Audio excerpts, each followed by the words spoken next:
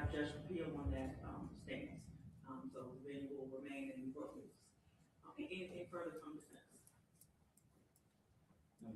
Okay, and I believe the media press asked to do something. I wasn't quite clear on what I was being asked. So somebody could first announce who you are and then make your request.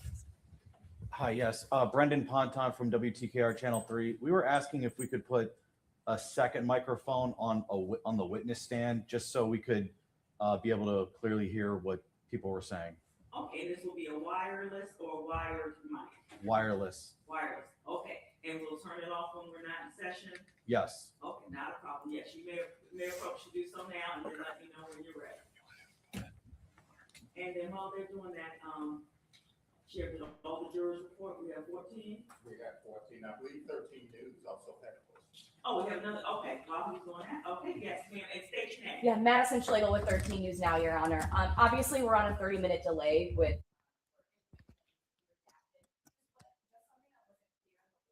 How you would like us to go about redacting the feed if something does slip or if something is mentioned. Would you prefer us to just stop the feed altogether? Would you prefer us to mute it?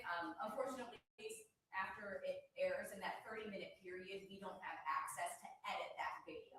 So technically in-house, we can't physically redact something in that 30-minute delay, if that makes sense.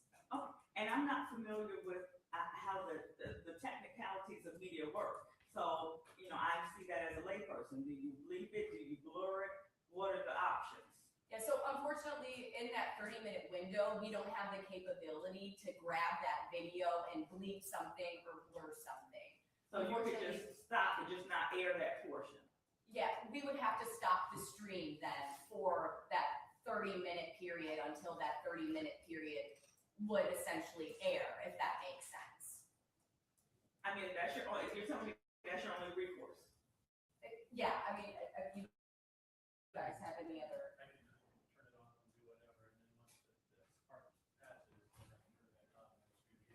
Okay, cool. Yeah, I mean, that's the only way that I kind of see it working out. I just wanted to, again, confirm with you. So, because if a minor's name is stated, and it should not be stated and released to the press by statute, you can't just mute that. You would just have to stop the stream. Stop the stream. Yes. Okay, if that's your recourse, please do so, but you have to comply with the statute. Of course, yes. We just wanted to be communicative with you to make sure that that was okay. Okay, thank you very much, Ms. Yes, Wago. of I course, thank you. understand.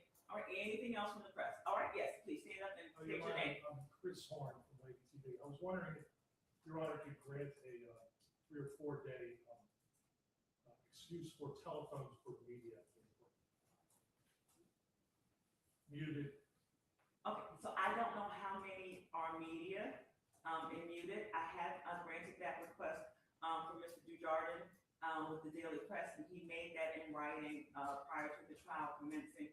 Who else is asking? I need to know, the sheriffs need to know, so that when we see these cell phones, we respond appropriately.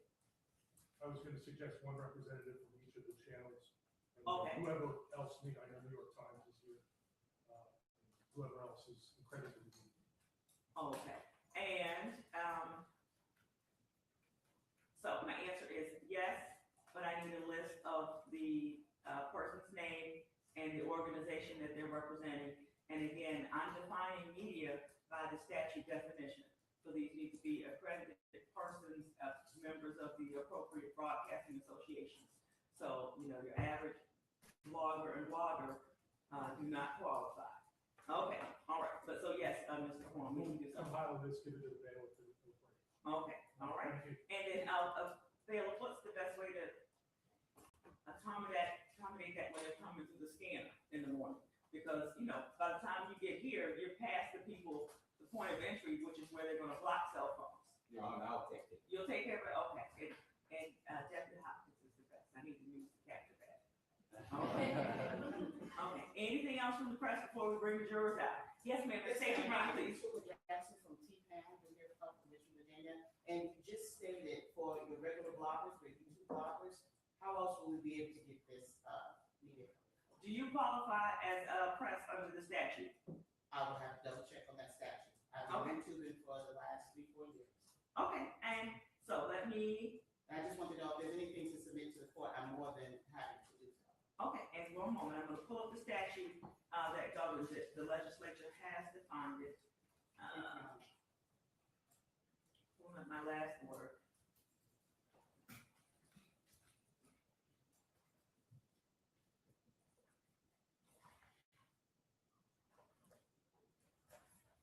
Okay, and, do you have pen and paper?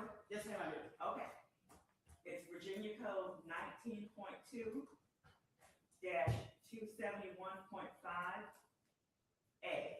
19.2-271.5A. Thank you. So if you are a youth organization according to that statute, then you can bring your cell phone. If not, then you cannot. Yes, ma'am. All right, thank you. All right, anything else? All right, we're going to bring out the jury. We'll start with my opening instructions and then opening statements.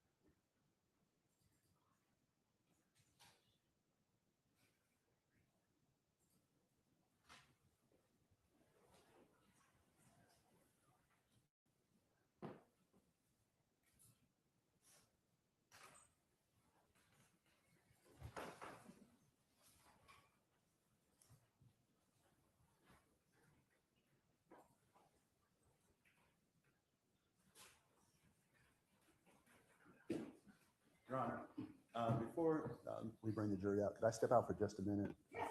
Thank you. We're gonna bring them out, but you step out and I won't start till you come back. Yeah, right. Mother Nature. They need, okay, yes, thank you. Okay. That's working out.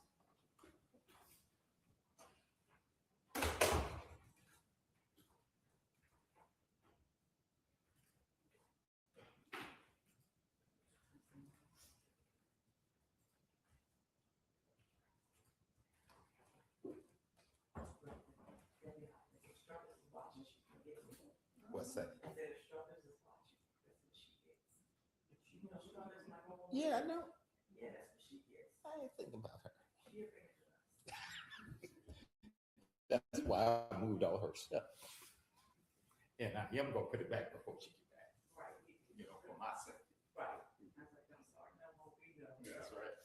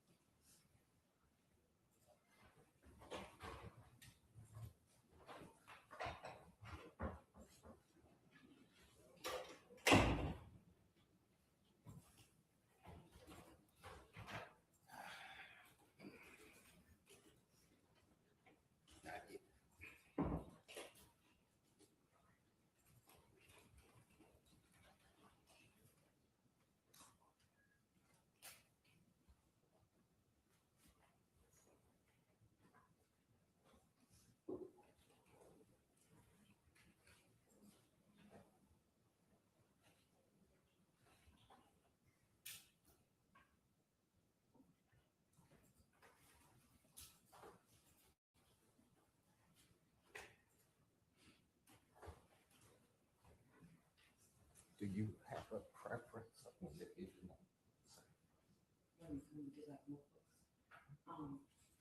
But we're- Yes, after open, because that's when the evidence, and I don't want to take it. Right now, open, it's not evidence. Yes. Okay.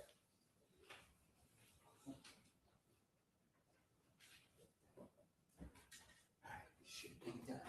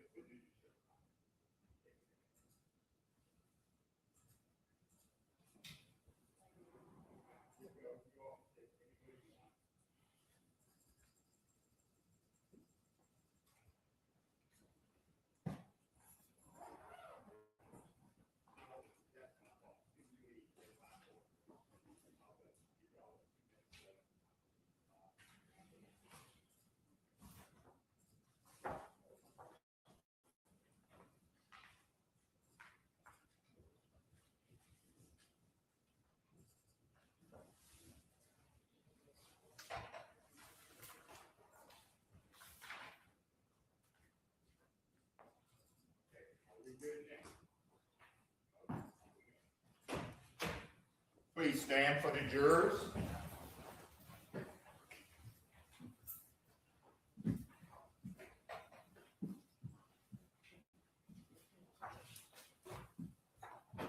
Y'all can take your seats as you come in.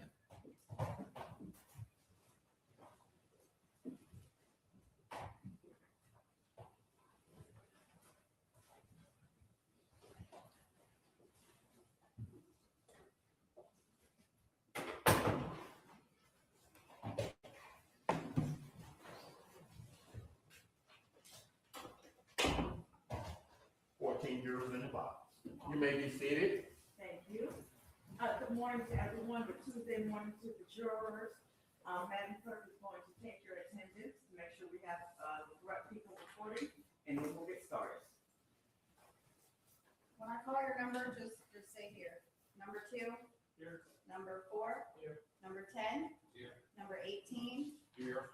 Number 23. Here. Number 24. Here. Number 27. Here. Number 28. Here. Number 29. Here. Number 31. Here. Number 33. Here. Number 35. Here. Number 37.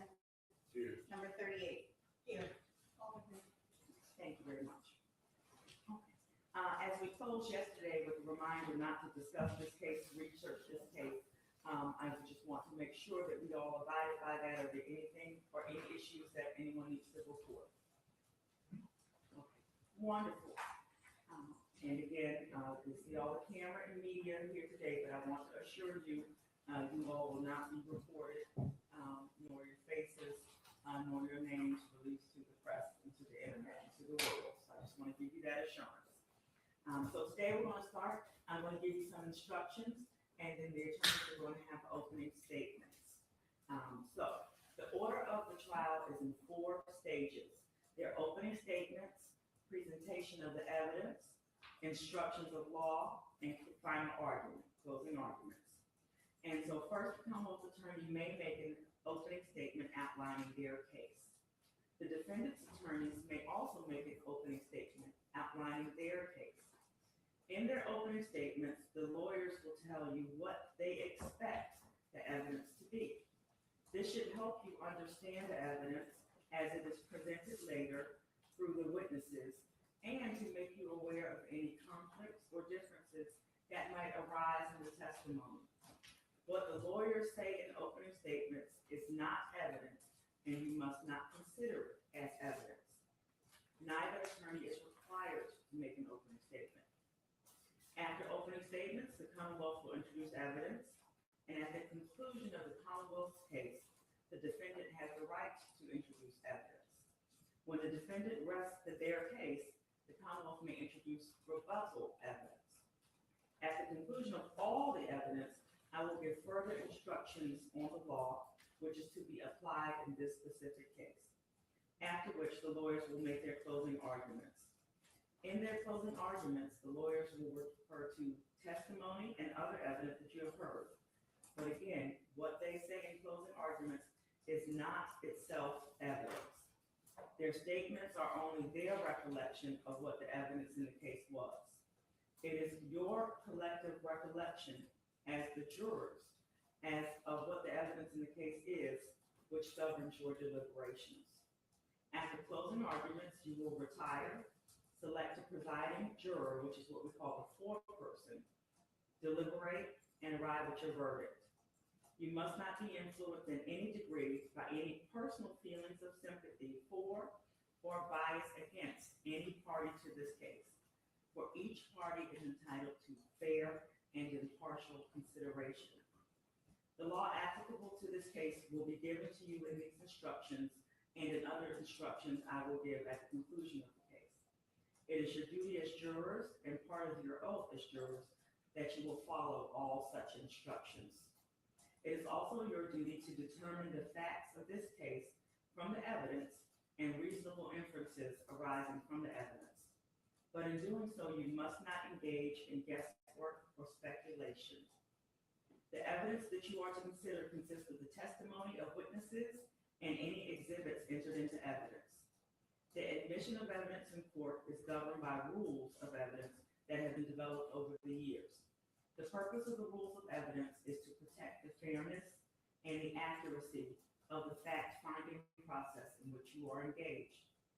From time to time during the trial, it may be the duty of an attorney to object to what is being offered into evidence. Please do not hold it against the attorney who is making the objection.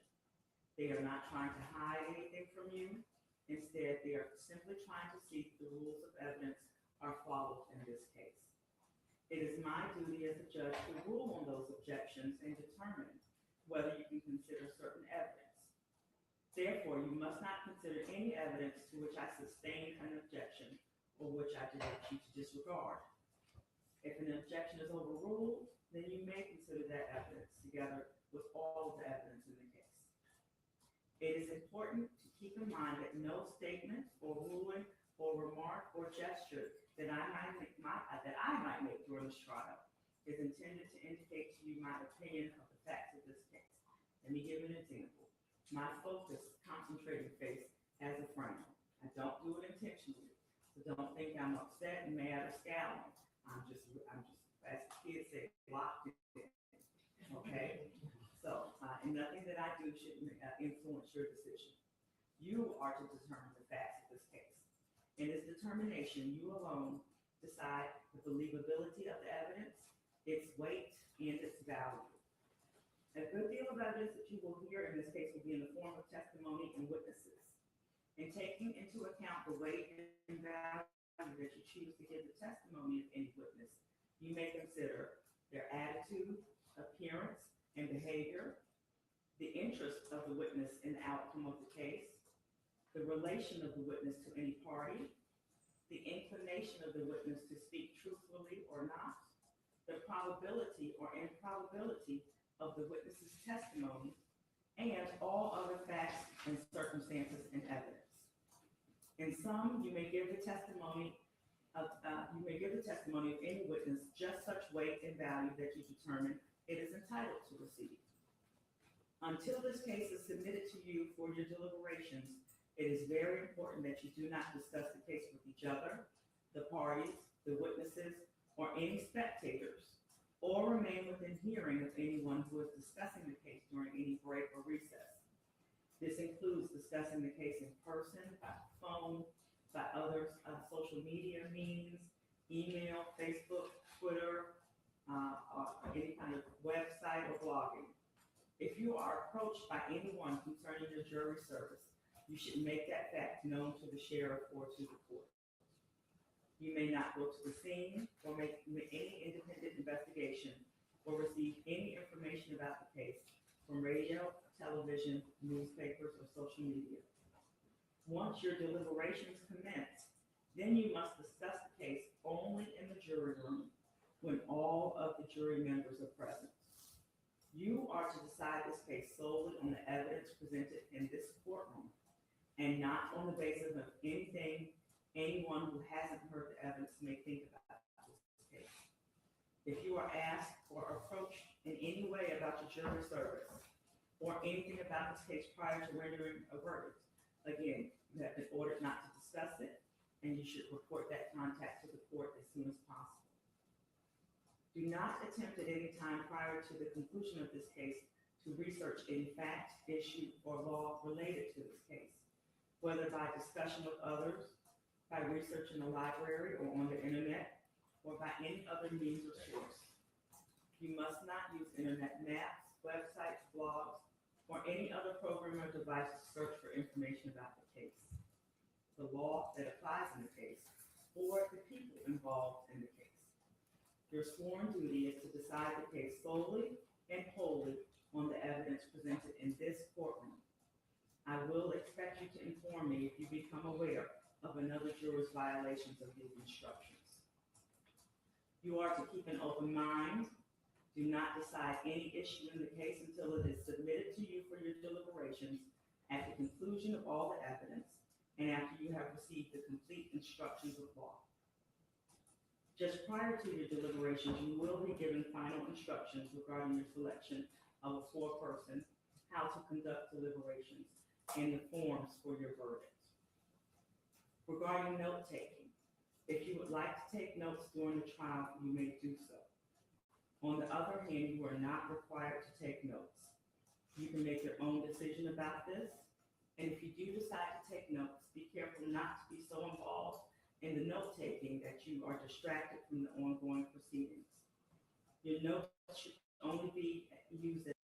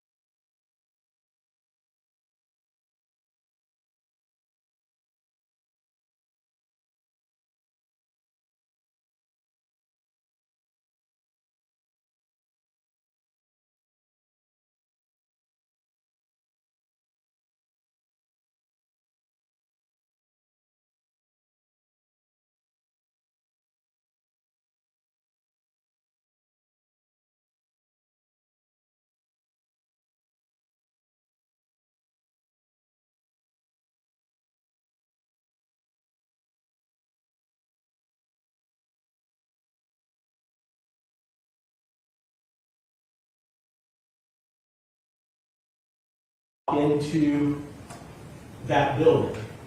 Those parents entrusted the care of those children to that school. They had a promise that when I bring my child into school, the school will keep them safe. But the evidence will show you that that's not exactly what happened. I understand, and perhaps you understand, that in this incident, a teacher was shot. That is a horrific tragedy, and I do feel for Miss Werner. But this case is not about Miss Werner. This case is about the children who lived through this event in Miss Werner's classroom, 20 of them. That's what this case is about. You will hear from that teacher because she witnessed the events, but she is a witness. The victim of this crime are the children. The defendant, Parker, the assistant principal, she was the person to take care of those children. And around 11:40 a.m., Miss Werner had seen a particular child who you will learn has a long history. A long history of discipline issues of which Dr. Parker was already aware well before January 6th of 2023. But Miss Werner observed something about this student that worried her. You're going to hear from her, and you're going to hear what that concern was. And then she's going to tell you that she went to Dr. Parker and warned her that this child, who we refer to as JT, was in a violent mood. You'll hear that she said, "I don't know what I'm going to do if he hits me." That is the knowledge that Dr. Parker had of the history of JT, that and more. But at 11:45 a.m.,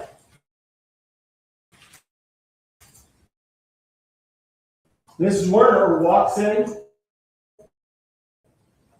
tells Dr. Parker, and then returns to her work in her office. The warning ignored.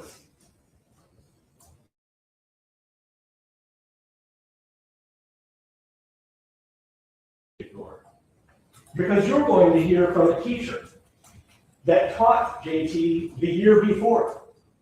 You're going to hear about the violence that that teacher experienced at the hands of a kindergarten. And you're going to hear about the report that that teacher made to Dr. Parker in that year. And that Dr. Parker's response was blank stare. Look back down. Do nothing. The same response she had at 11:45 a.m. on January 6, 2023. But that warning was not the only warning. At 12:20, a reading specialist tells Dr. Parker that she thinks maybe JT has a firearm. She says maybe it's a toy, maybe it's real, I don't know. She thinks JT has a firearm. She says, "I'm going to search his backpack." Dr. Parker really doesn't reply to her, but she goes and searches the backpack.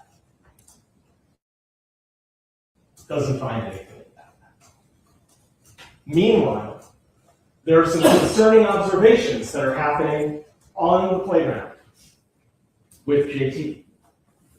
And you'll learn why teachers and counselors then come to expect that JT has taken that firearm out of his bag and put it into his coat and is carrying it around on a playground full of elementary age students at Richneck Elementary School. You're going to hear that he showed it to another brave student, who then reported, young RR reported exactly what he had seen to a teacher. He was terrified, understandably shaken, crying when he reported what he'd seen. At 12:30, that reading specialist goes back to Dr. Parker and says, I think he has the gun in his jacket. Do nothing. His mom will be here soon, she says.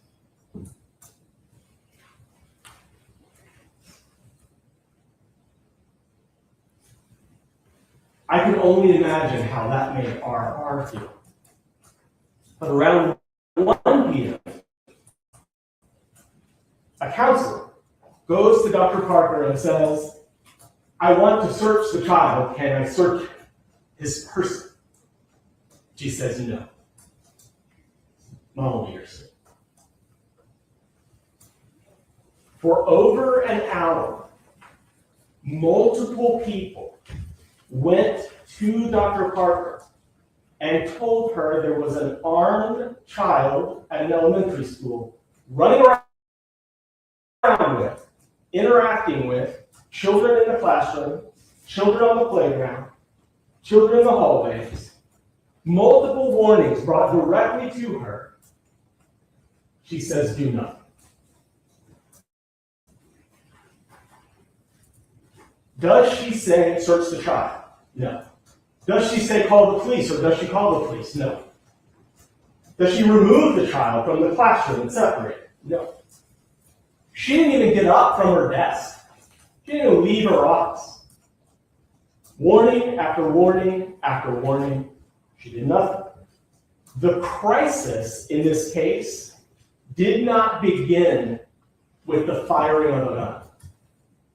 The crisis in this case began at 11:45 a.m. when Ms. Werner initially warned Dr. Parker that there was a problem. That was the moment Dr. Parker should have left the office and investigated this. There is a moment that will be described to you by a witness on the stand this morning, where after all that she now knows, all the suspicions that she's now heard, and repeatedly she's heard people that Ms. Kovac and others are going and telling Dr. Parker, she sees JT in the classroom wearing the big coat. She's nervous, and if in an instant she sees him pull out that gun and aim it directly at her face. And before she has a chance to do anything but raise her hand up, JT fires that weapon. It hits Miss Werner. At the moment that he fires that weapon, there are 19 children. Right there. And that's why I tell you that this case is not about Miss Werner. This case is about the 19 children whose lives were endangered in that moment, but in the moments before as well. Those children were, some of them, between the gun and Miss Werner. Some of them, a slight movement of the gun could have hit a child instead of Miss Werner. They're right there. Some standing shoulder to shoulder with the shooter. All of them, you'll learn, watched as their teacher clutched her chest and bled before these children, screaming in horror, ran across the hallway to another teacher's classroom. And Miss Werner ran to the office and collapsed on the floor. Where, at that point, was Dr. Parker? She had locked herself down in her office. Was the school on lockdown? Not yet. Still no. But a few minutes after Mrs. Werner enters the room, a receptionist, Miss Oleria, does finally put the school on lockdown. I commend her for doing it. She should have had to. And it was too little, too late. back in Miss Werner's classroom, Miss Kovac has shown up, the reading specialist I told you about earlier. She knows JT. She knows his history. And when she heard that gunshot, she knew exactly what happened.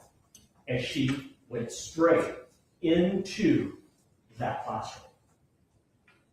She found in that classroom the gun lying on the floor. You'll learn that that gun contains 7 rounds, one of which, 7 rounds plus one that was jammed in the action of the firearm. So 8 that was unspent. Amy Kovac enters that room and she just puts JT in a bear hug as she calls 911. She holds that child there until police arrive. She will tell you that that whole time she was saying, he was cursing. He was saying, explaining that he shot his teacher. And she was saying, like the consummate faculty teacher she is, don't use that bad language, you know better. She's just doing the best she can to control the situation, alone in a classroom where a teacher has just been shot. Ms. Kovac, the reading specialist, also the one who searched the book bag after telling Dr. Parker that's what she said.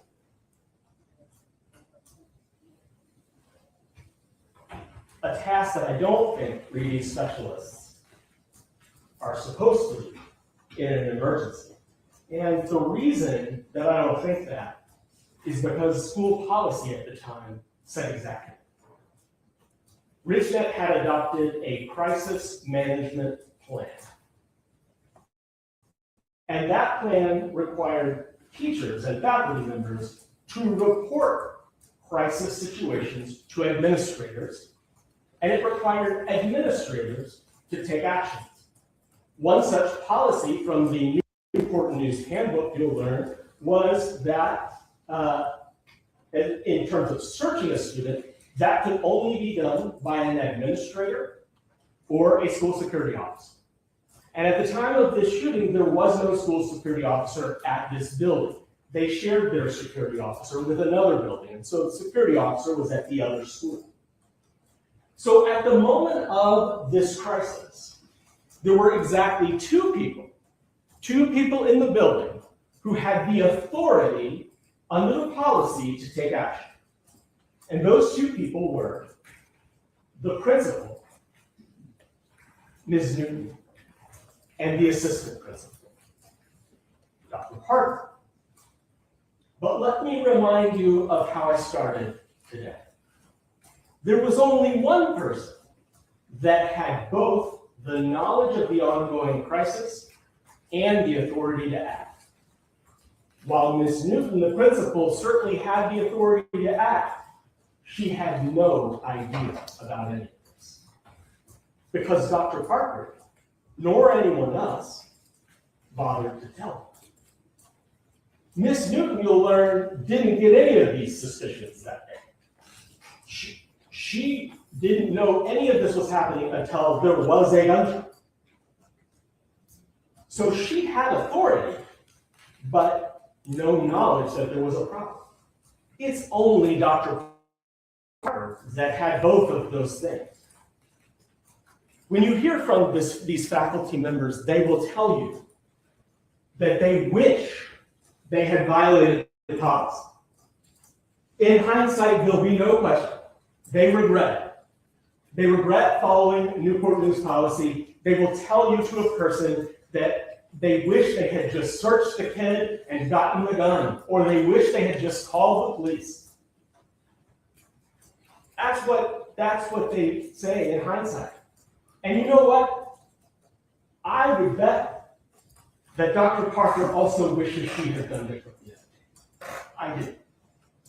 But here's the difference. The policies that were in place enabled, in fact required, Dr. Parker to act. The teachers, on the other hand, and faculty, if they were to act, they'd be acting against the policies that were in place that day. And that is a significant difference. There was only one person in the school that day that had both the authority to act and the knowledge of an ongoing crisis. And that person, you'll see, was Dr. Parker. Many people knew the crisis had begun. 2 people had the authority to do something about it, but only one person had both. During the course of this trial, we are going to mention a lot of initials. We're not saying the names of the children because we don't want to put their names out to let this be their story forever. We're asking everyone that testifies, and all of the personnel will definitely be using initials. I say that because that's going to be a lot of initials.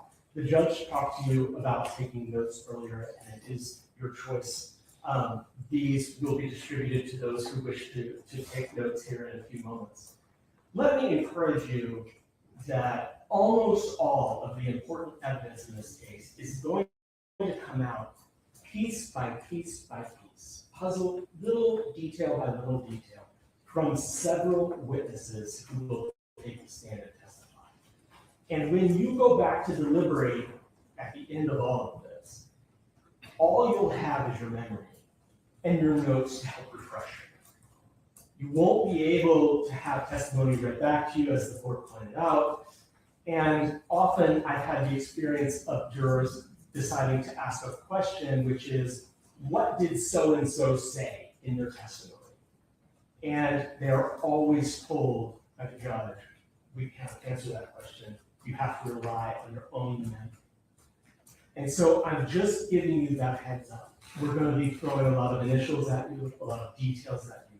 And when the judge instructs you on the law at the end of this process, you'll have to remember all those details in order to decide this case. So I do ask you to really pay attention to the witnesses, and I suggest that you take notes to help refresh your own memory, because at the end you will have heard a lot from a lot of different people. January 6, 2023. 20 students went into Miss Werner's classroom, and their lives were forever changed. The trauma that they experienced is unspeakable, and you will hear from some of the parents about that trauma. That shouldn't happen. And the one person who had both the authority and the knowledge that a crisis was ongoing is the reason that it happened. And we think at the end, the evidence will show you exactly.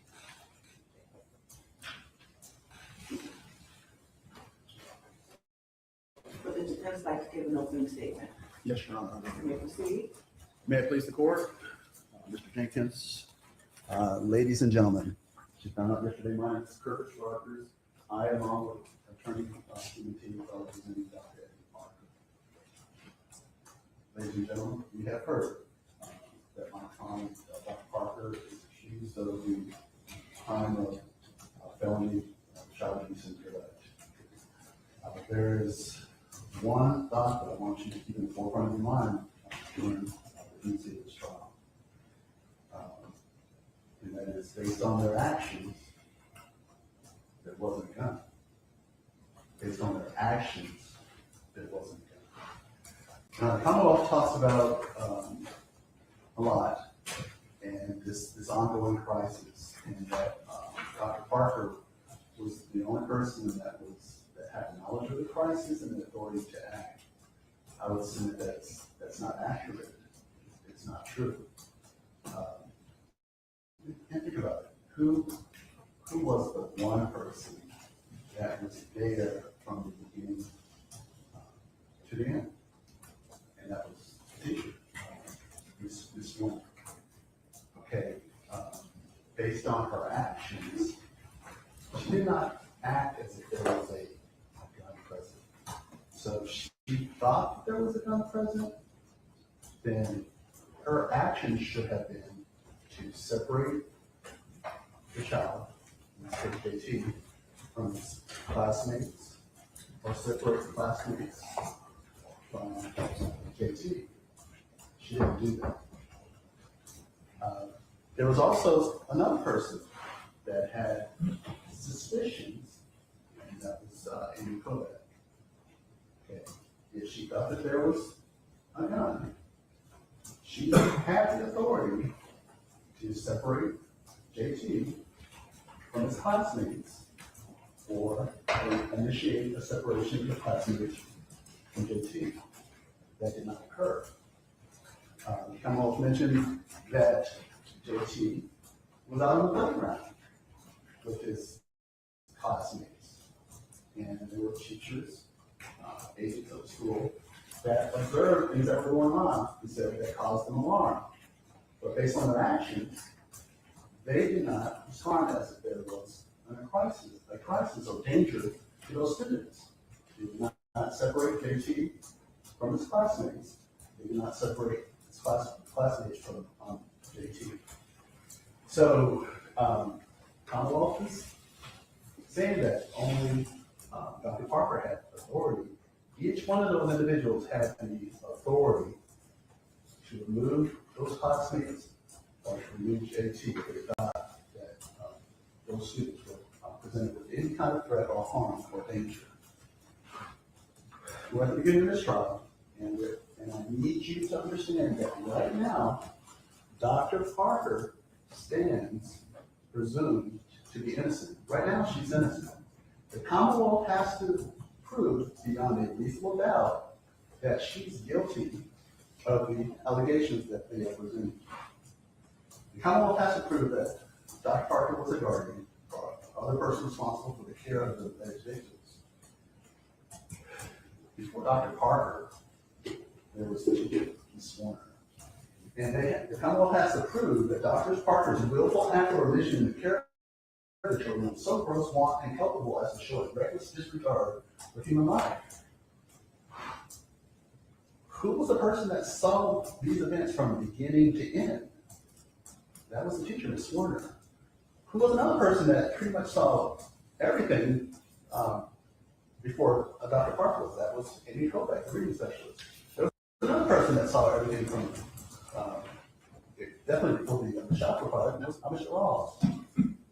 If the Commonwealth wants to accuse Dr. Parker, what about these other people that had direct contact with this child, JT? It is my belief that the Commonwealth will not be able to prove beyond reasonable doubt that Dr. Parker is guilty of these crimes. And I will be asking the conclusion of this trial to find Dr. Parker not guilty. Understand, I need you to always consider it based upon their actions. There was no crisis. There was no gun. Based upon their actions, there was no crisis. There was no gun. Thank you. All right, the bailiff is going to offer you notepads, and then we're going to try to push forward with the first witness. Just get your handling a break. Okay. And if you don't have to take notes, if you'd like so, we'll distribute notepads. While they're doing that, to the attorney, we did not swear witnesses en masse, but we'll do so as they're brought onto the bench. Is that acceptable? Yes, it is. Okay. And is there a motion regarding witnesses? Motion to separate. We agree. Okay, so order. And I'll allow the attorneys to know who their witnesses are and make sure they're sequestered.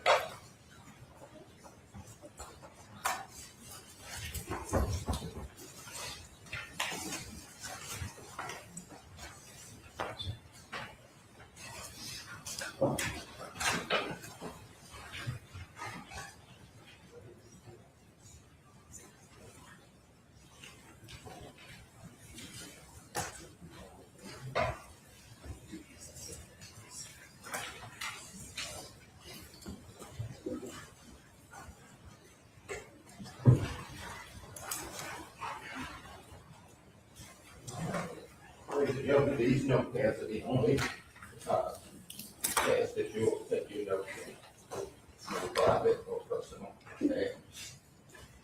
That's it. Okay. Does everybody have one that needs one to be a pen? Okay. So,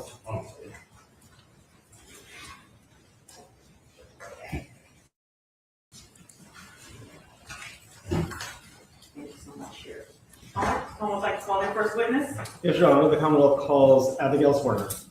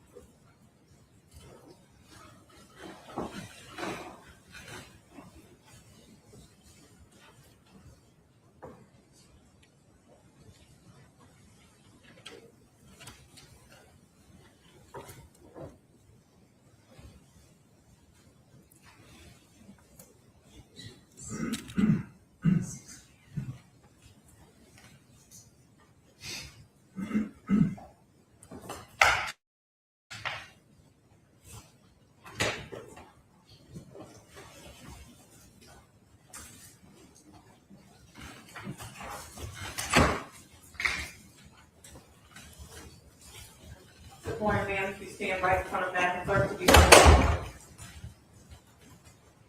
where's the right one? Do you swear or affirm the testimony you're about to give is the truth, the truth, and nothing but the truth? So that's fine. Yeah, everybody stand. Watch this, yeah, second. Take a look. You can adjust the chair or microphone to answer questions the attorneys may have. You may proceed, Mr. Jenkins. Good morning. Good morning. Could you please tell us your name? My name is Abigail Warner. Ms. Werner, I know we talked about this before, but just as a quick reminder, we're not using the names of any children today, okay? I want to ask you, back in January of 2023, how were you employed at that time? I was working at Richneck Elementary School. And what did you do there? I was a first grade teacher. And is Richneck Elementary School a school that's here in the city of Newport News? Yes, it is. How long had you been teaching as of January 2023? That was, at that point in time, I had been teaching for 2.5 years. Okay. You've told us that you were teaching first graders. Roughly how old are first graders? Around 6. And how many students, I'm asking only for a rough estimate, but how many students were in your class roughly? Around 20, maybe more, maybe less. Sure. I want to talk to you about one particular student who I've identified as JT. Do you know who I'm talking about? Yes. On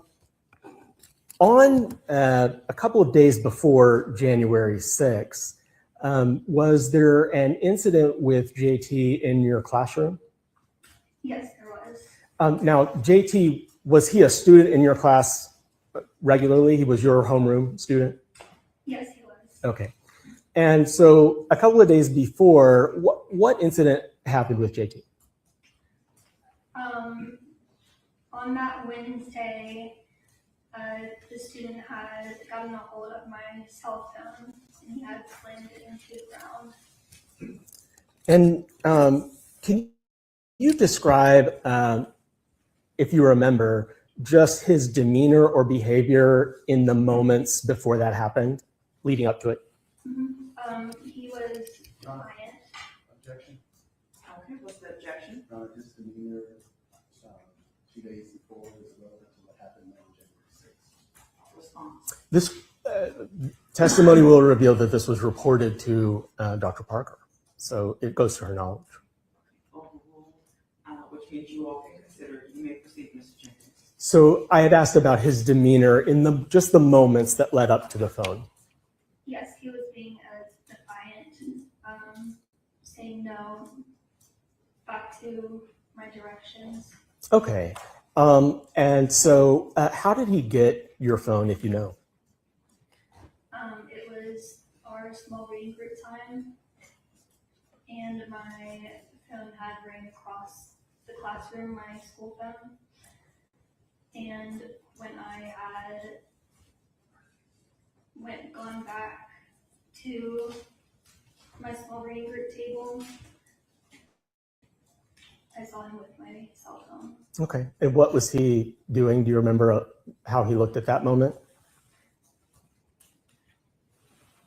Just very defiant, almost kind of a challenging face. Okay.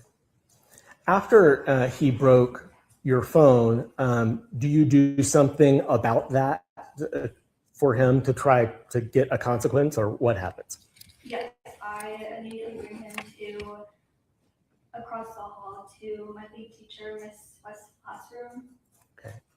And do you know what Miss West did from there? If you don't know, that's all right. But if you know. I recall that I asked her to use her walkie-talkie to ask for help. Okay.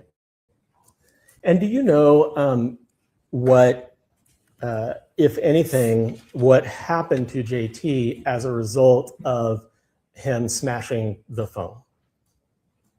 No, Okay. Was he at school the next day? no, And then did he come to school on January 6th?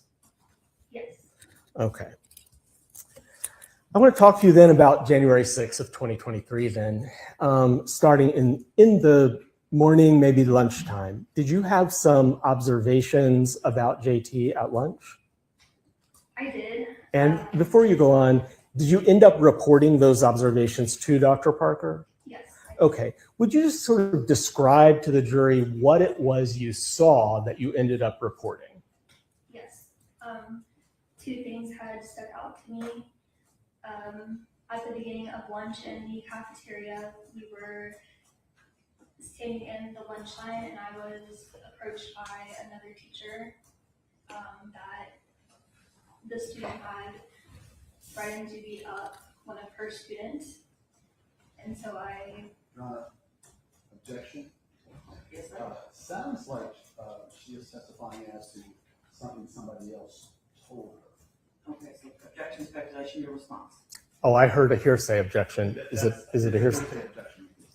So to the extent that it's a hearsay objection, we are not offering this for the truth of the matter asserted. The statement is to show Dr. Parker's knowledge of what was told to her, not whether it's true or not. Sustained. So I think it's impermissible hearsay. I'm not sure what exception it falls under. Do you have an exception? Well, it wouldn't be hearsay if they're not offering it for its truth. So Then how's it relevant? it's relevant because it shows Dr. Parker's knowledge. Which goes to an element of the case, Yes. and therefore it has to be reliable. So what hearsay exception is that? Or what case law do you have? What authority allows that to come in? Judge, if it is hearsay, if the court's ruling is that it is hearsay, it does not come in. Okay, and hearsay, so you will not consider that. Next question. Thank you, Judge. So, Ms. Werner, I'll back up a little bit. You mentioned that you were were you personally in the cafeteria? I was. Okay. And was there anything you personally observed about JT that concerned you? Yes. I was speaking with a security officer in the cafeteria about something, and at that same time, I witnessed the student was staring her down, very focused on her, and he slowly got up from his seat and ever so slowly approached, still not breaking focus or eye contact at the security officer, and that stuck out to me a lot as well. Okay. And is it fair to say that you do go to Dr. Parker to report concerns? I did.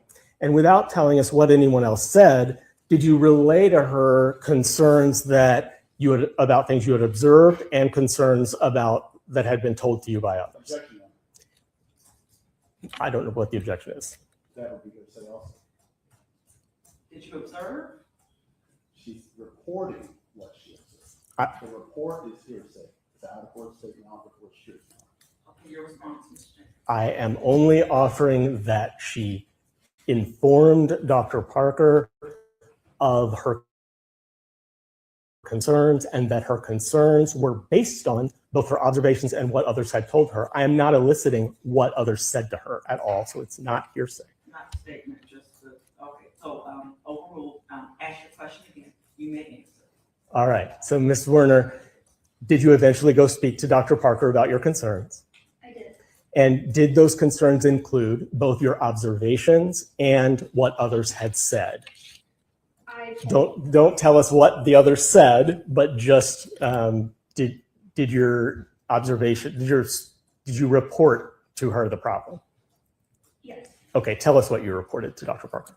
Your Honor, I'm going to continue my objection because his question was what she observed and what others said. Now he's going to ask her what you reported, and so she's reporting, sounds like hearsay. Response. Judge, she is reporting to Dr. Parker concerns she has based on a totality of things that include what others have said to her.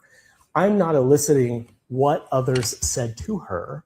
I am eliciting what she told Dr. Parker. That is what the testimony is. So this is not hearsay. I am not offering the statement of those individuals at all. Even if I was, I wouldn't be offering it for its truth. I'm offering it for Dr. Parker's reaction to her response. So it is not being offered for its truth. It's being offered for her state of mind. So I'm going to sustain in part and overrule in part. Again, if the hearsay can't come in through the front door, it then cannot come in through the back door by her saying, well, this is what I told her based upon what other people told me. So she can answer your question as to what she told Dr. Parker based upon her personal knowledge and personal observations, but she cannot relay what she told her based upon what other people told her. So you can proceed that way. I don't know any other way to ask this, but what did you tell Dr. Parker? I told her specifically that the student seemed to be off already that day and in a violent mood. Okay. Point during the course of the day,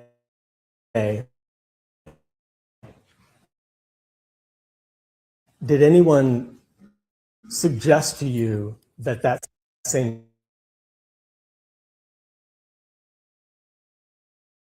well, that also is not being offered for its truth. We're not offering it to prove that JT had a firearm. We're offering it to prove that someone informed her of a danger. So it's for her response. So can you lay a better foundation as to how she would have this knowledge? Sure. During the course of the day, did you become aware that a child was armed? Yes. And is that because someone told you the child was armed? Yes. Who told you that? Our reading specialist, Amy Kovac. Your Honor, I'm sorry. I was distracted. He asked two questions and I did not hear what those questions were. So I want to make sure that I understand what the questions were. So. Okay, Mr. Jenkins, if you would please repeat, or did you ask your co-counsel? We were actually talking. So. Okay, he asked, how did you find out he was armed and who told you? Okay, objection per se.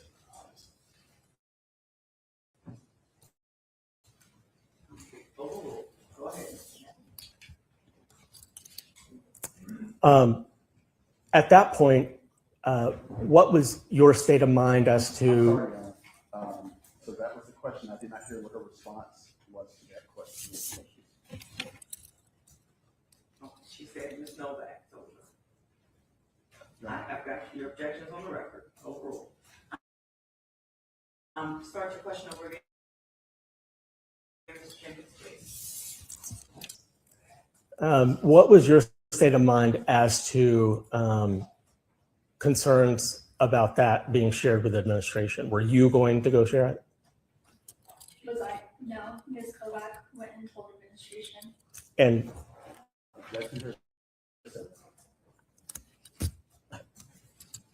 Continued objection noted. You may proceed. And as to that objection, it is overruled, Judge. It is overruled. Yes, Thank you. you. May proceed. After that point, were you concerned enough to keep a close eye on JT? Yes. Tell us about your observations going forward from there. Specifically what point in time? Yeah, so at some point, do you end up, your class goes to recess? Yes. Are you there? Yes. Okay. What did you observe at that time, if anything, that was concerning? Yes. I noticed that the student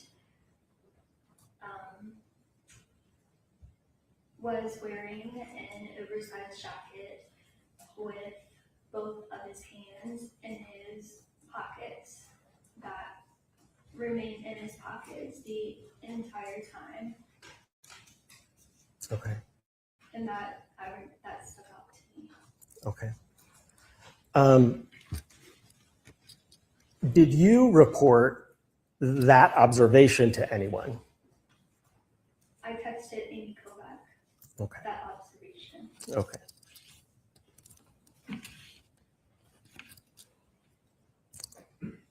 After recess, did there come a time when JT and your whole class and you were back in the classroom?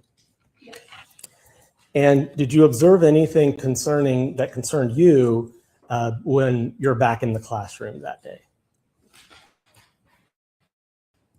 Yes. Tell us what you observed back in the classroom that started to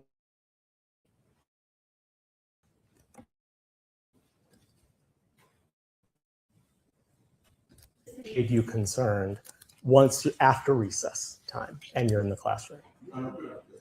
Leading witness.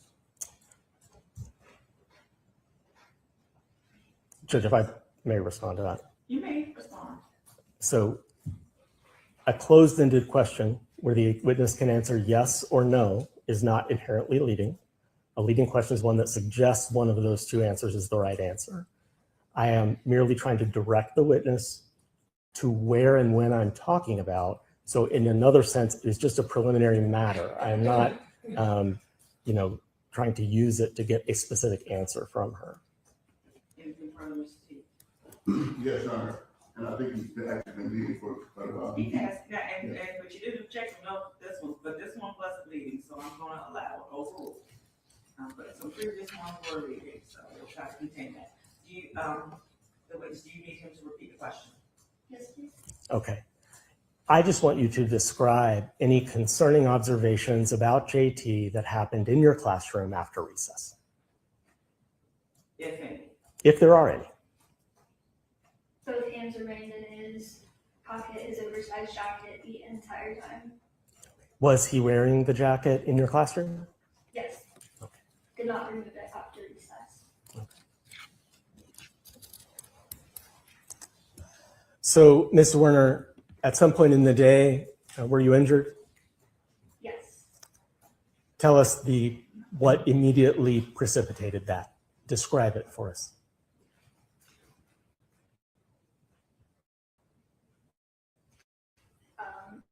It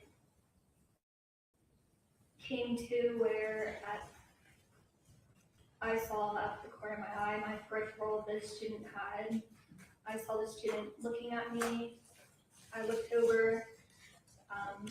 A gun was pointed right at me. He was holding a gun, the student, was pointed right at me, and then I was shot. And where on your body did a bullet strike you if it did?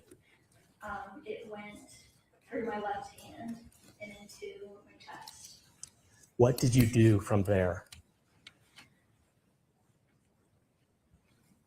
I recall the children were getting out of the classroom. Miss West was across the hall.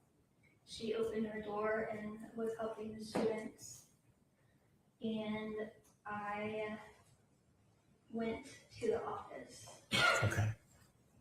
At the moment the gun is fired, and I am asking you to estimate how many children were in your classroom.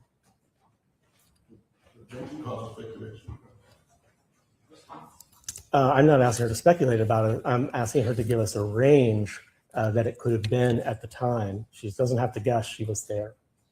Old school, you can answer.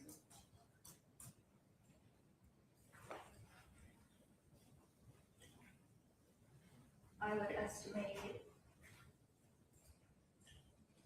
I would say it's most likely the same as before, but estimate on the lower side, I was missing a couple of students that day. Around 20. Okay. Thank you.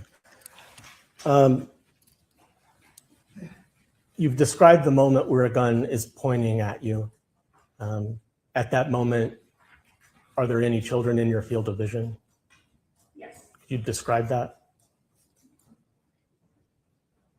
It's in, the time is in the middle of class, in the middle of a small reading room. So I have students nearby, I also have students at their desks, I have students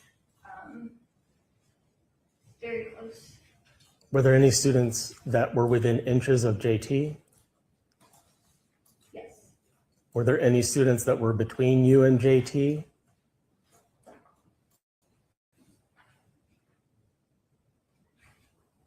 I don't recall. Okay.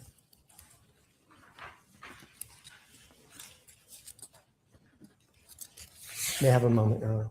Yes, sir.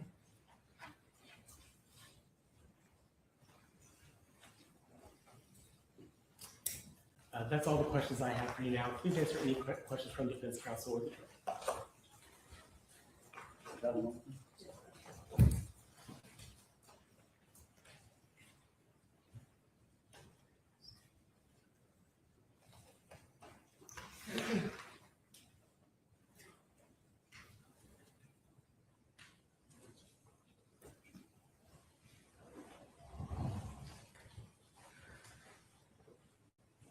If I may. You may. Thank you.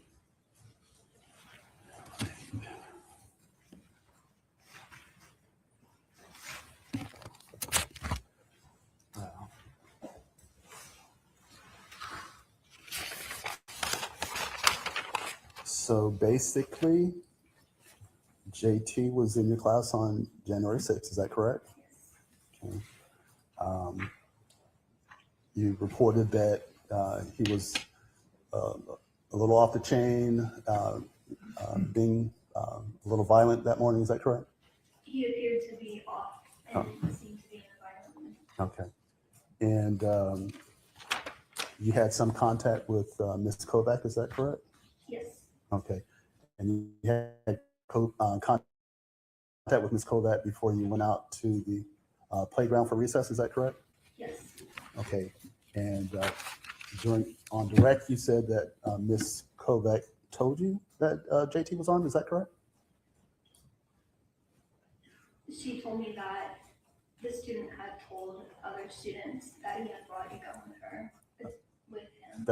That wasn't your testimony on direct. You said that Ms. Kovac told you that he was armed. That was your testimony, is that correct? Here today? Yes.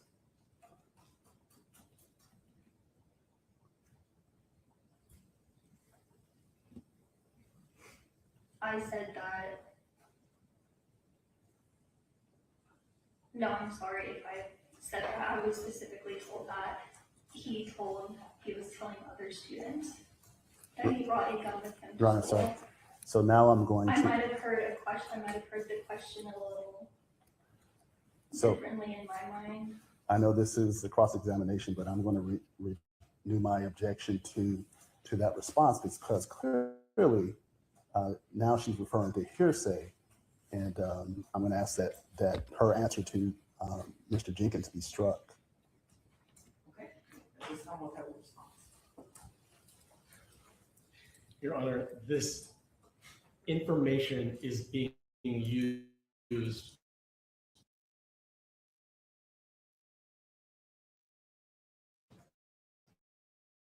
to show why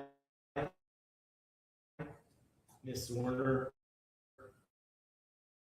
offered for its truth. And hearsay is only hearsay if we're offering it because the statement made is true. Present sense impression, if the court is going to rule that it's hearsay, because she's describing a condition that's occurring right now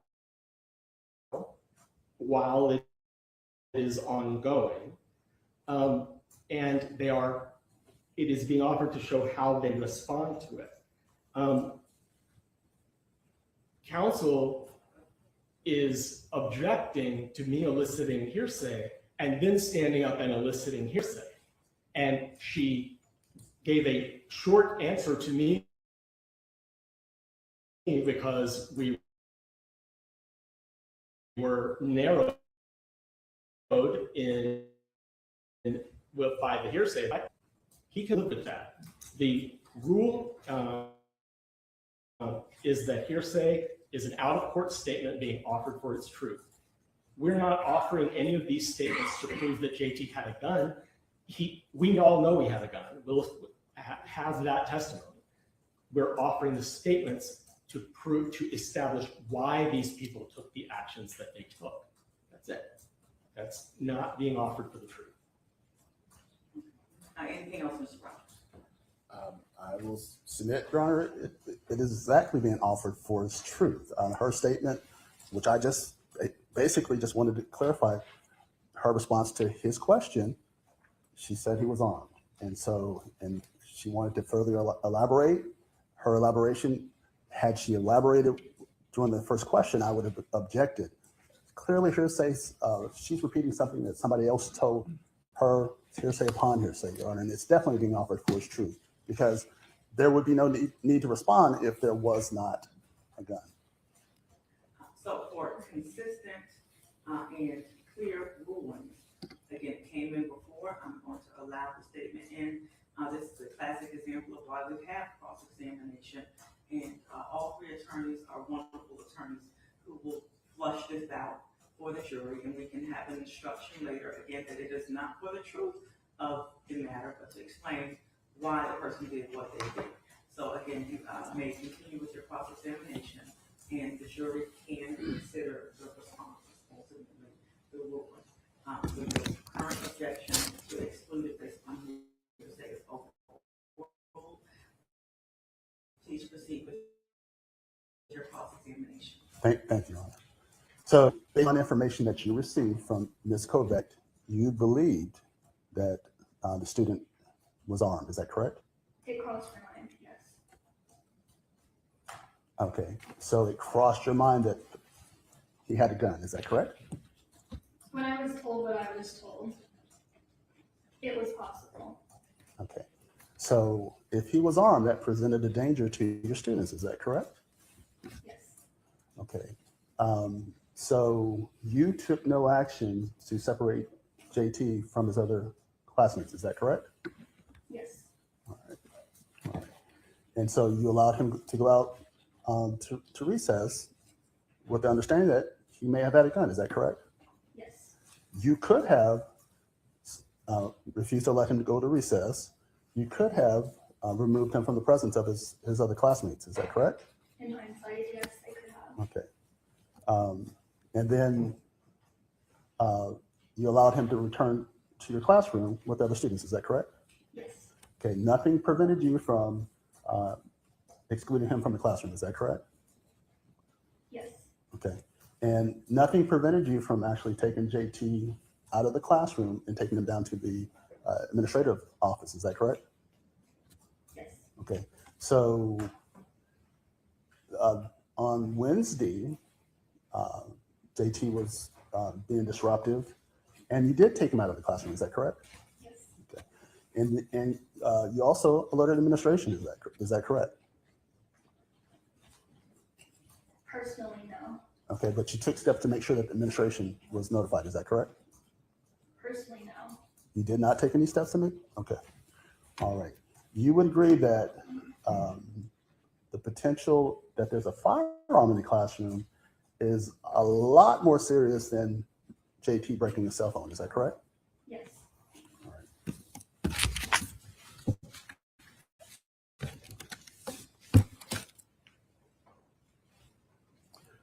You didn't, once you became concerned, aware of a potential of there being a firearm in JT's possession, you didn't personally let the administration know that I believe that he has a gun. Is that correct? Correct. Okay. You personally did not call the police. Is that correct? Correct. You personally didn't ask anyone else to remove JT from the classroom. Is that correct? Correct.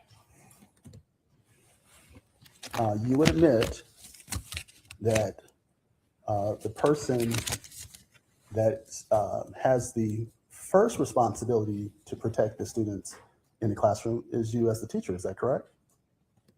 Correct. And you would admit that you did not take any steps to protect the students from JT, in your words, potentially being armed with a firearm. Is that correct? I would not admit that. Okay. What actions did you take to protect the students from JT having a firearm?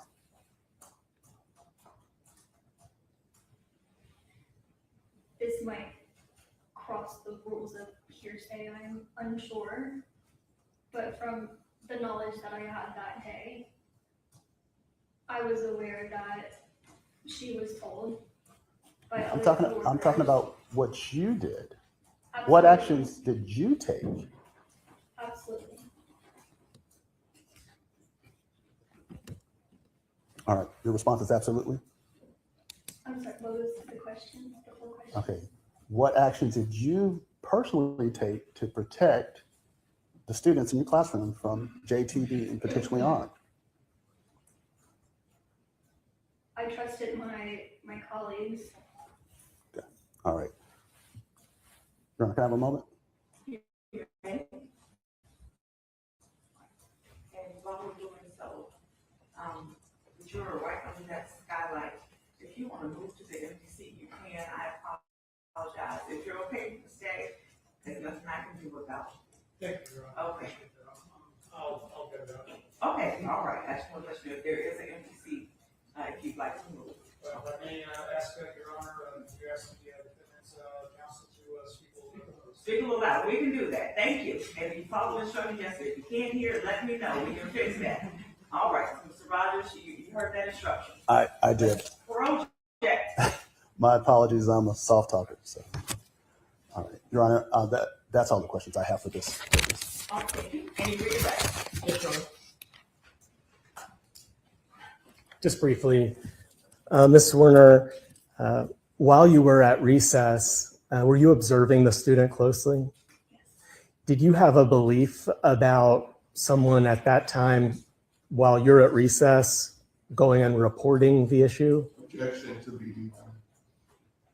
Okay, response. I said, did she have a concern? It is a yes or no question, but that does not make it leading. I'm not suggesting that the answer would be yes or no. I'm just. Okay, Mr. T, can you flesh out the objection of what part of the question is leading? What I heard him ask is, did you have an understanding that someone had gone to speak with Dr. Parker while she was at recess? I mean, I think he's leading her testimony there. And what was your question again, Mr. J? Did you believe that while you were at recess watching, do you believe that someone was reporting what you were seeing with JT, the concerns about JT?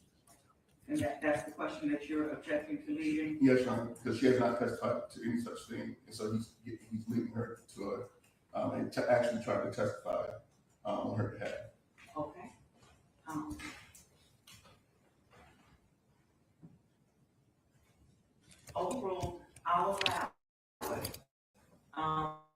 there may be another objection coming because we need to establish foundation for this belief. Okay, but go ahead for now, Mr. Jenkins, I'll give you some leeway. Had you told someone that there was an incident that should be reported to Dr. Parker? Hearsay objection. So, Okay, and I understand, and Ms. Jenkins saying, well, how can I lay my foundation if you keep not letting in the hearsay? I'll allow it, go ahead, it's not for the truth of the matter asserted, truth of the matter asserted, it's to explain the actions of why the person takes the actions that they take. Go ahead, Ms. Jenkins. Ms. Werner, I'm not even asking what you said. I'm merely asking, did you report concerns to another person about JT around the time of recess? I did directly to Amy Kovac. Overruled, but go ahead, repeat your answer. So he asked you, did you report, what was your answer? I did directly to Amy Kovac. And then did you continue to watch JT? I did. Okay. What was your understanding of the teacher or faculty member role in the event of an emergency or crisis at that time? My understanding from it was being brought up to administration.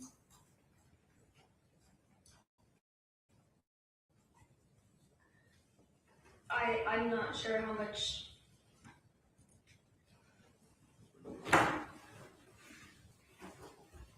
what sentence to put that in when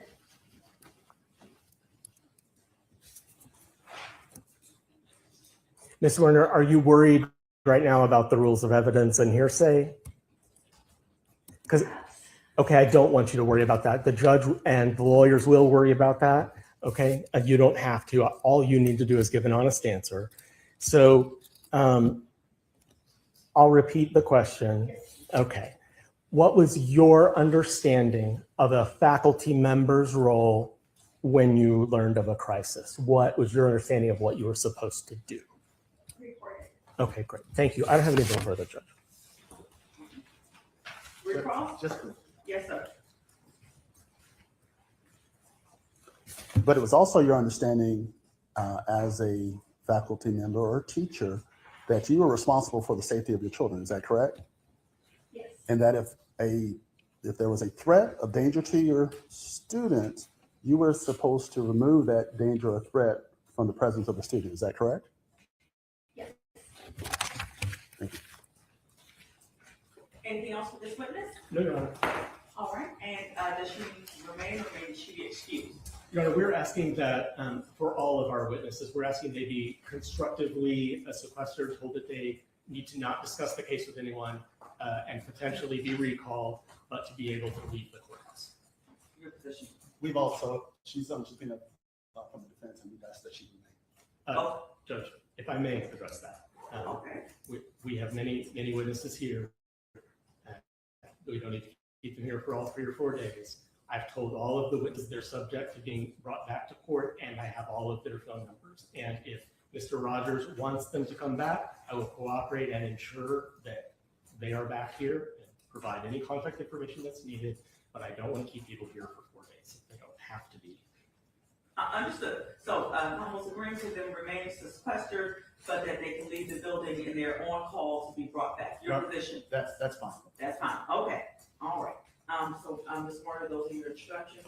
You may step down from the witness stand. You may leave the building, but you may not discuss the case until the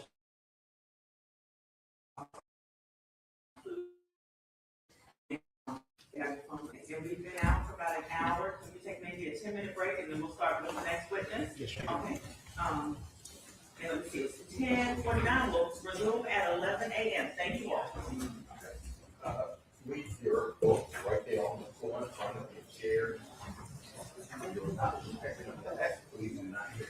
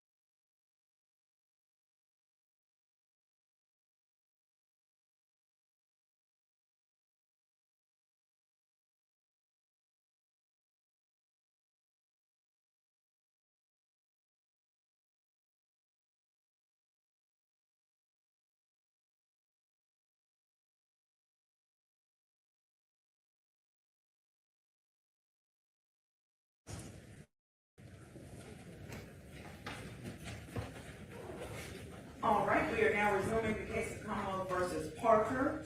All counsel are in place and defendant. We're gonna bring the jury back out. Please, Sheriff, thank you.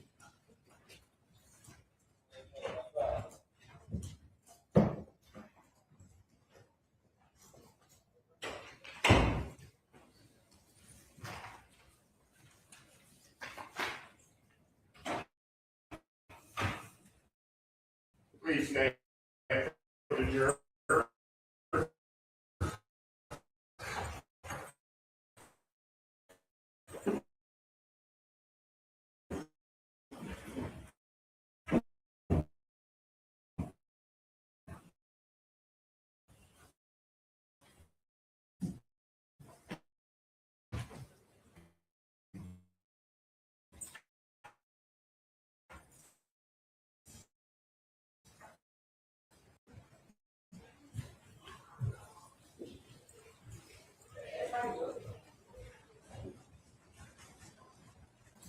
And for parties time-wise, I probably will try to break the lunch around 1. Okay, so we're gonna keep going until 1, but if anybody needs a break, I don't mind, we'll take a break, just let me know.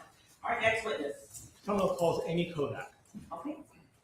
Amy Kovac, and I'm saying K. Kovac.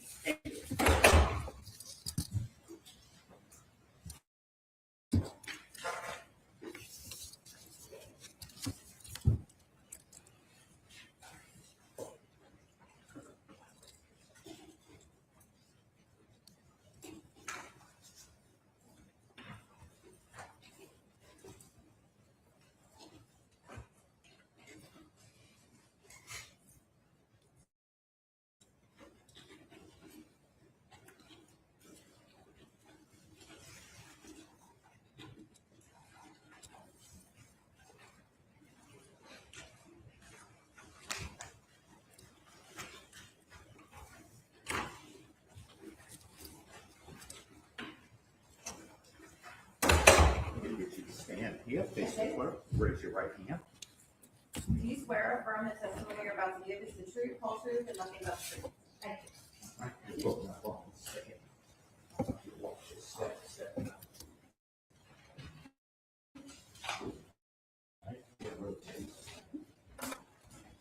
Good morning. You can move the microphone if you need to. Okay. And please answer the question to the attorney. Okay. Your name, could you please your name? Amy Kovac, Could you spell your last name for us? Kovac. Ms. Kovac, how are you employed as of today? I work with Newport News Public Schools as a reading specialist at Newsom Park. All right. And then I want to take you back to January of 2023. Were you also a reading specialist at that time? Yes, And where were you working? Richneck Elementary. How long have you been employed as a reading specialist total? 12 years total. During your time at Richneck, did you know a student, and I'll remind you that we're not using any student names, so please keep that in mind, but did you know a student by the initials of JT? Yes, I did. How did you come to know JT? Dr. Parker at the time had him on a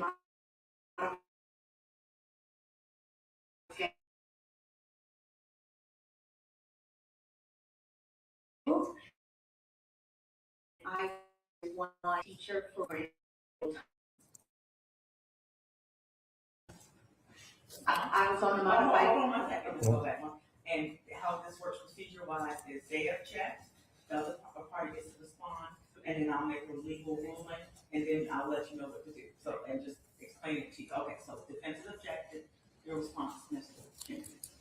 Your Honor, if there is hearsay there, I'm not trying to elicit that, so I'll try to rephrase the question. Yes, sir. Ms. Kovac, did you have any personal interactions with JT yourself that led you to believe that he needed a modified schedule?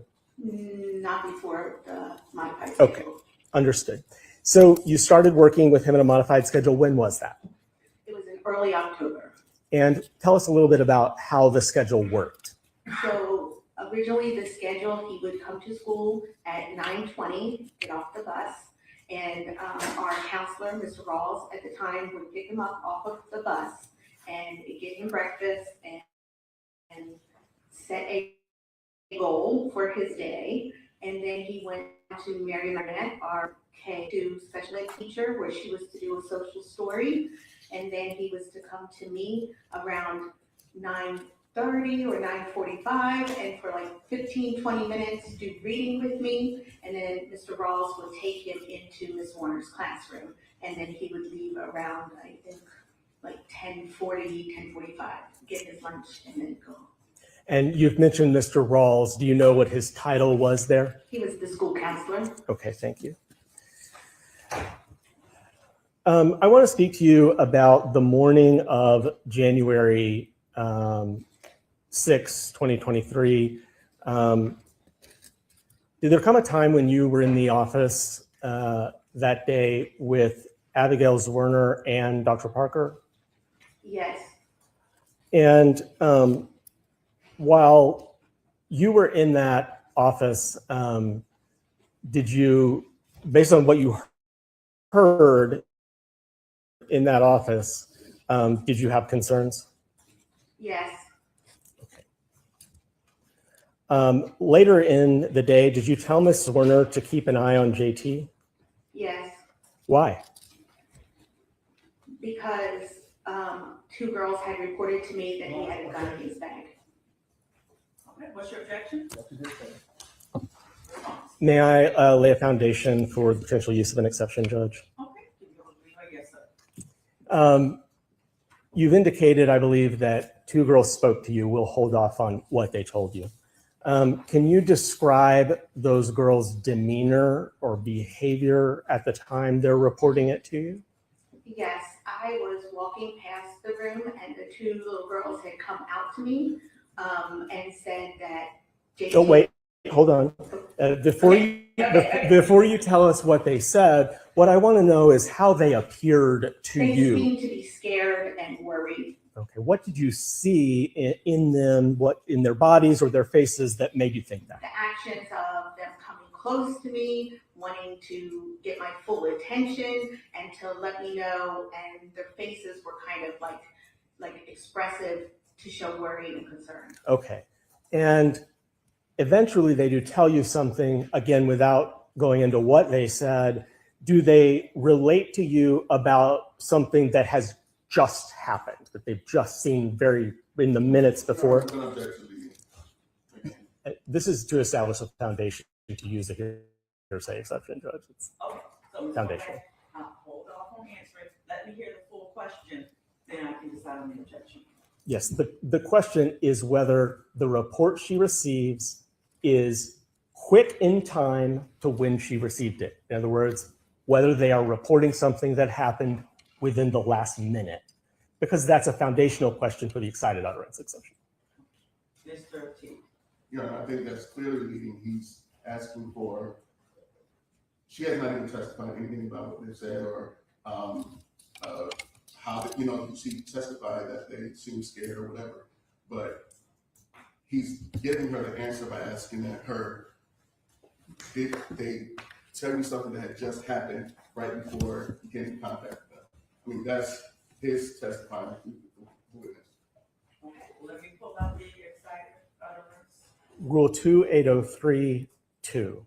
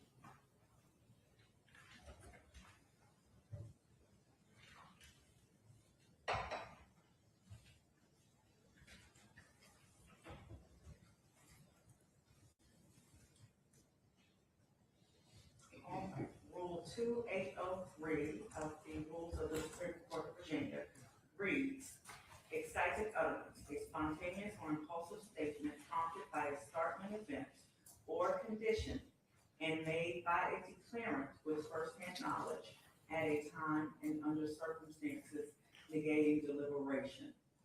All right, Mr. Jenkins, I'm going to have to sustain the objection because she's not the declarant according to the rules. The declarant would be reportedly that child. Judge, could we address this matter outside the presence of the jury, please? We can. Want to be in the jury room or side room, or how would you like to address it? If we can address it on the record, it doesn't matter to me. Okay, so members of the jury, sometimes you get more steps in than you wish. I'm going to ask you to retire to the jury room, please, and I'll take up this objection.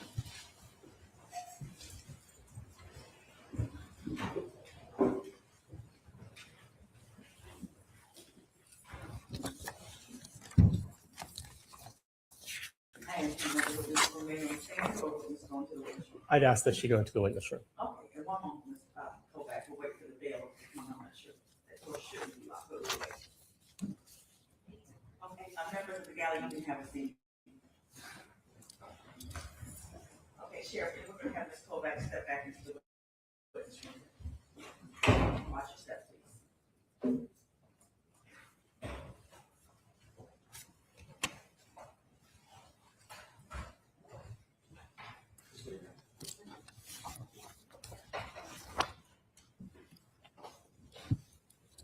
Okay, yes, sir. Judge, I'm sorry.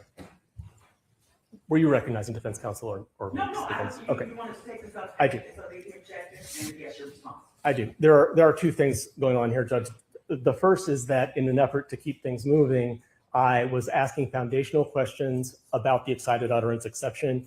And if counsel prefers, we can do that as a voir dire of the witness outside the presence of the jury, because whether the excited utterance exception applies or not is a matter for the court and not the jury. So perhaps it would have been more appropriate for me to ask the foundational questions outside the presence of the jury. But regardless, in order to establish the foundation for any hearsay exception, I'm going to have to ask leading questions. So that is why it is usually not done in front of the jury, that we do that outside of their presence. As to the excited utterance, and I will request a moment to pull up some cases, but the rule reads, a spontaneous or impulsive statement prompted by a startling event or condition made by a declarant with firsthand knowledge at the time. When the rule says a declarant, it is not referring to the person on the stand, because then they would be here. The declarant would be here. The rule is referring to hearsay, that is the person on the stand reporting what they were told. But the declarant in this case is the girls. They are making a statement that is about a startling event or condition made by them, the declarant, at a time when they were still under the circumstances negating deliberation, because, as I was asking when counsel objected, how quickly were they reporting it? Were they reporting something that happened a year ago, or were they reporting something that happened in the last minute? That was the question I was getting at, to determine whether the statements the girls made to Ms. Kovac were spontaneous. Ms. Kovac is the person in court today, but she's not the declarant for the purposes of the rule. The declarant is the out-of-court statement. And so if I may have a moment to find a case example, I think I will be able to. Okay, you may, and I understand your argument, the distinction between a declarant and the declarant. And I'll give you a moment to find the case, but projecting this forward, how, really a foundation of how she would know how soon her statement was made, to when the children observed whatever concerned them, to when it was relayed to Ms. Kovac. Because you have plans to flush that out.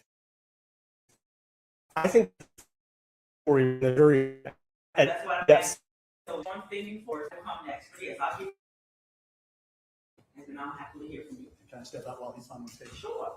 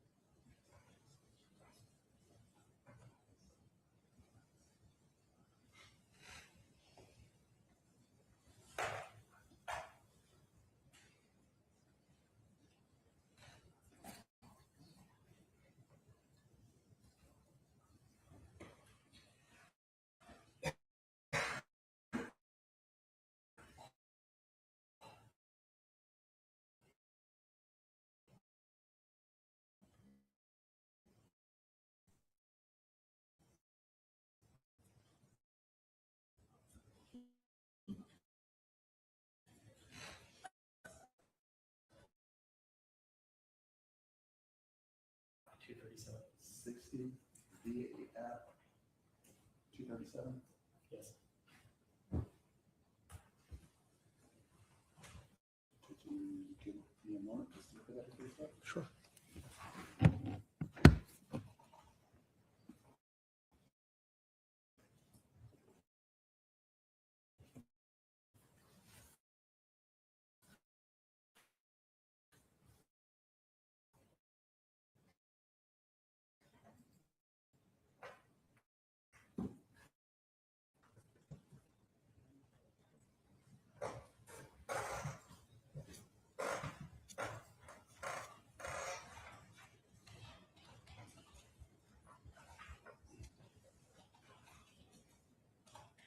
Do you have a case, Mr. Rogers? I do. I'm trying to just read it so I can. Okay, well, we're gonna move on. Go ahead, but we're gonna have to do two things at the same time. Yes, Mr. Jenkins? Yes, Your Honor. The case that I would cite for the court is Hicks v. Commonwealth, HICKS. It is 60 Virginia App 237, May 29th of 2012.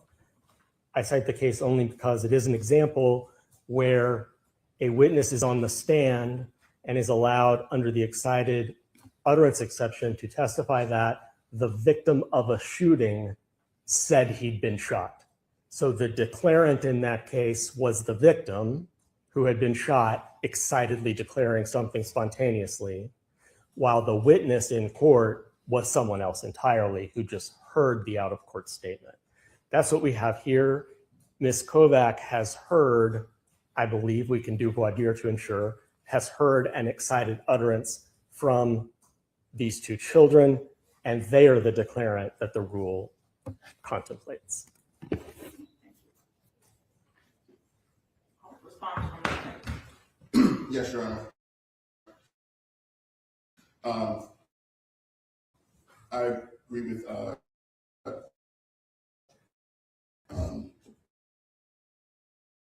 Commonwealth that declaring the death or the rule. Excited utterance is spontaneous or impulsive statement prompted by a startling event or condition and made by a declarant with firsthand knowledge at a time and under circumstances negating deliberation. Ms. Kovac cannot testify to whether these declarants had firsthand knowledge, whether it was at a time and under circumstances negating deliberation. She has no details about that. She would have, because she's not able to, the girl's not here, she's not able to testify to any of that. So the excited utterance exception would not apply.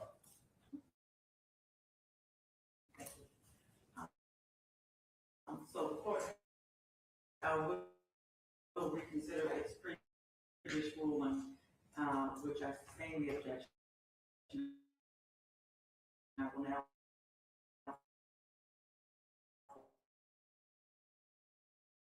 Anything, what was the other point that we were going to consider? How are you going to lay foundation to show The girl's knowledge of what they were reporting, okay. whether it was spontaneous. All right, we'll bring her back.